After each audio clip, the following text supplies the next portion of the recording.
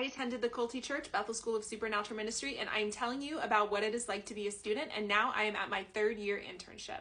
For your third-year internship, you could do one of three things. So the first option is that you could intern for the school, in which case you would be under a revival group pastor, so you would help pastor first and second-year students. The second option also has you staying in Reading, and you could intern for a Bethel person, whether that be somebody from Bethel Music or just any of these other Bethel type of ministries. The third option is that you could do your internship abroad. So you could go to any Bethel approved affiliated person and you could go work for their ministry around the world. So the one that I decided to do, because obviously I wasn't going to stay in Reading after everything that had happened at the end of my second year, I decided that I was going to go intern for Georgine and Winnie Banoff, who had a Bethel type school themselves called Global Celebration School of Supernatural Ministry. If you thought my time at Bethel was traumatic, hold on tight, because it gets worse from here. And honestly, this church, this ministry absolutely failed me, and it almost cost me my life. During the application process, Amanda made me confess everything that I had done to this new school. That way they could know what they were getting themselves into with getting me over there. And surprisingly, they accepted me. I really did not think that they were going to, because these people were very highly esteemed. People really loved the Banoffs at Bethel, and I thought that there would be a long list of people who were trying to apply to be their interns. I was surprised when I got there and realized that I was the only intern out there from Bethel, and most internships take 2 or 3 people, sometimes 4, so it was wild to me when I moved out there and found out that I was the only Bethel student who was going to be interning for their school. I don't remember what the exact guidelines were for the internship, mostly because the Banoffs did not follow them, but I do know that they were supposed to meet with you regularly. You were supposed to be mentored by these spiritual leaders. And I actually never once had a one-on-one sit down with the Banoffs. They never really took the time to get to know me, and I was kind of just thrown in there. And I think one time they invited me to their house and we made like baklava or something, but that was the only time that I really ever spent time with them, and I did not have like a full internship experience like you were supposed to with the school. When I moved out to Pennsylvania, I was excited to start this new phase of my life. I was still heartbroken over Will, and we were still talking here and there, but we had finally come to the decision that we were just never going to be together. So I was still mourning that, but I was excited to start a new phase of my life. So when I got there, I was hit with a harsh reality of what was going to be expected of me, because the Banoffs had a very specific request for me. Upon arrival, I was told that they needed me to write a prophetic word for every incoming student before meeting them. And I kid you not, I was sent a list of all of the names of the students, and this school was significantly smaller, okay?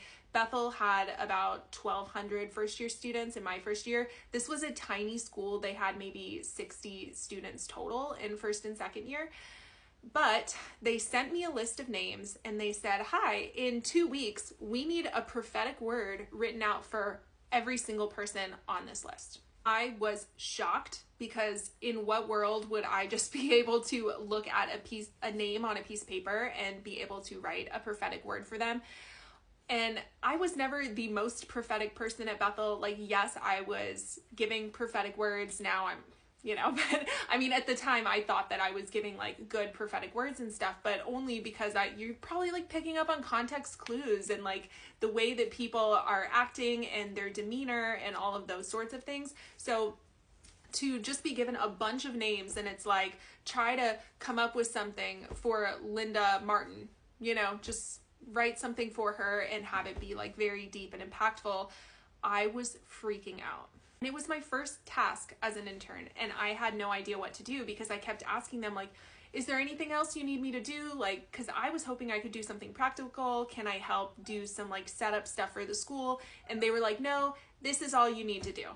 Do your prophetic words. And they would tell me that they were just so excited to have a Bethel person here. You're so prophetic. And he kept bragging about me. Like, every time he would introduce me to somebody, he was like, she's from Bethel, she's so prophetic. And I was like, when did I say that I was so prophetic? But I think it's just because you have the Bethel name attached to you. He had very, very high expectations for what I was going to be bringing to his school.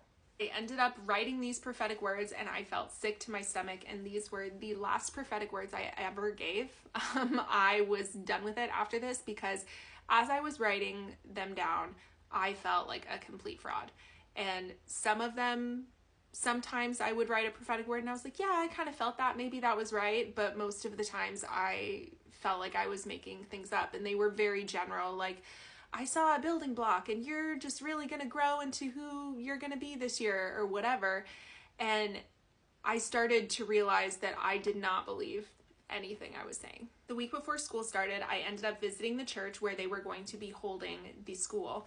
And I walked in and I met somebody named Ted, who ended up becoming my ex-husband.